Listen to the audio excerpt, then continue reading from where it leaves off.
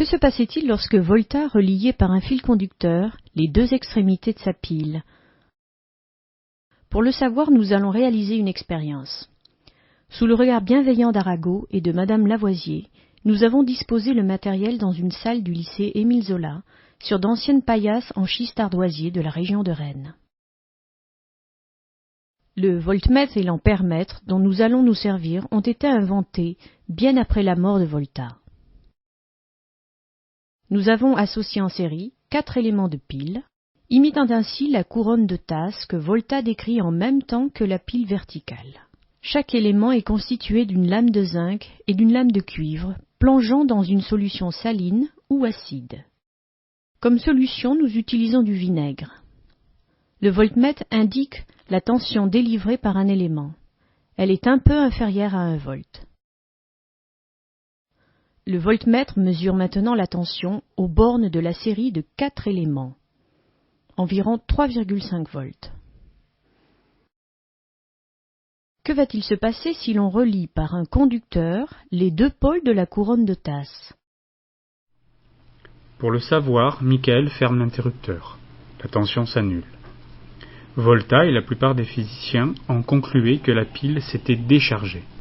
Michael rouvre l'interrupteur. La tension réapparaît. Volta en concluait que la pile se rechargeait spontanément. Vous aurez peut-être constaté que la tension est un peu plus faible après chaque passage du courant. C'est que ce passage s'accompagne de modifications chimiques des lames métalliques et de la solution. En 1820, on pense encore que la pile se décharge quand on relie ses pôles par un conducteur. Pour Ampère, ce n'est pas le cas. Un courant circule dans le circuit formé par la pile et le conducteur tant qu'ils sont reliés. Insérons dans le circuit un ampèremètre. Tandis que la tension devient très faible aux bornes de la pile, cet ampèremètre indique le courant dit de court-circuit. Avec une pile de Volta de forte résistance interne, ce courant de court-circuit est très faible, d'à peine 10 millièmes d'ampère.